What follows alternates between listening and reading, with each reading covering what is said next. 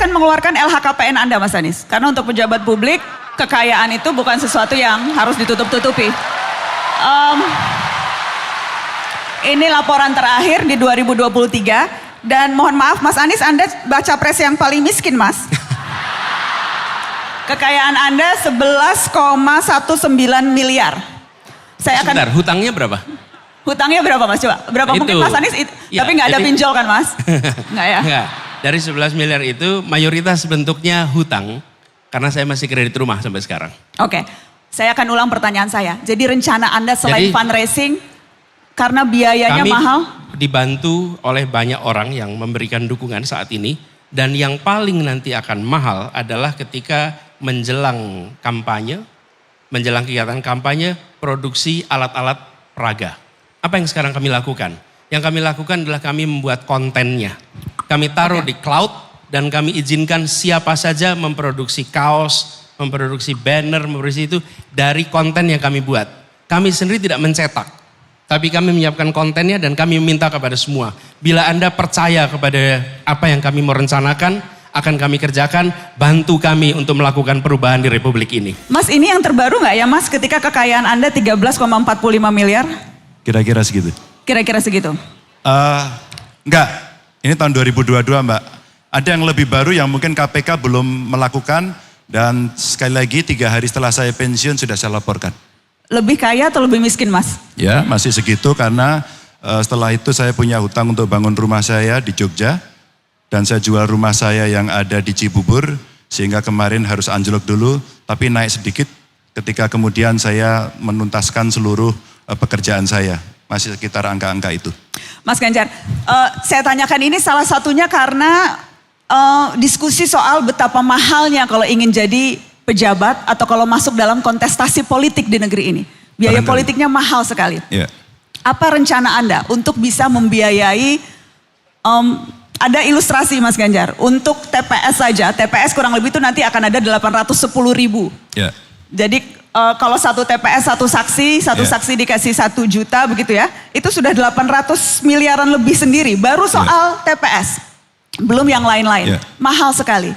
Bagaimana strategi Anda untuk bisa membayar biaya yang besar itu, Mas? Ada yang lupa Mbak Nana sampaikan seolah-olah saya sedang berjalan sendiri, tidak. Ada partai yang mengusung dan besok itu Mbak, untuk pertama kalinya Pilpres dengan pilihan legislatif bersama. Maka sekarang soal pembiayaan dari partai menyiapkan sehingga nanti saksinya kan tidak sendiri-sendiri, saksinya bersama. Maka secara sistematis kami melakukan pelatihan saksi. Siapa mereka? Ada partai-partai pengusung, kader-kader partai, termasuk para relawan. Sehingga sebenarnya pembiayaan gotong royong sudah disiapkan oleh mereka. Saya ternyata tidak diberikan tugas untuk itu. Maka saya berjalan saja sesuai dengan apa yang menjadi penugasan saya sebagai seorang capres. Itu kalau baru 1 unit. Ya. Ada lagi unit-unit yang lain tentunya. Betul.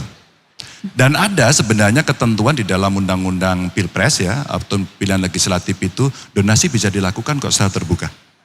Yang penting satu, bisa transparan, bisa akuntabel, dan kelak kemudian pasti akan dimintai pertanggungjawabannya ketika kemudian mereka harus melakukan selama perjalanan kampanye sampai kemudian di akhir itu. Saya kira model pembiayaannya sangat beragam. Seorang anak muda Indonesia yang tinggal di Amerika tiba-tiba telepon saya tidak terlalu kenal.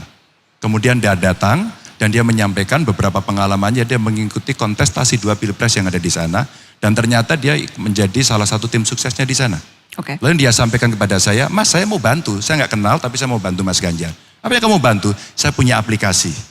Aplikasi ini bisa kita pakai untuk berkomunikasi dengan publik, menyampaikan gagasan, ide dan sebagainya, termasuk bagaimana fundraising dilakukan. Ada 2, donasi yang bisa diberikan oleh mereka, dan yang kedua kita bisa menjual merchandise di sana. Saya kira ide-ide kreatif inilah yang kelak kemudian perlu kita akomodasi yang datang dari anak muda itu.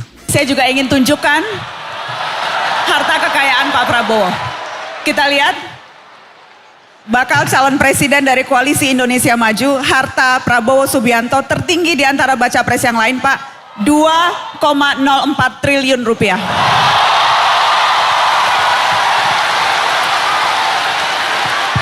Pak Prabowo,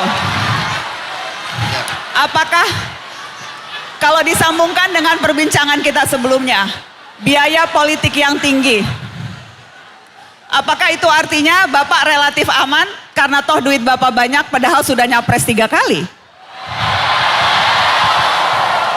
Mbak Nana, saya sudah jadi pengusaha 20 tahun lebih, ya.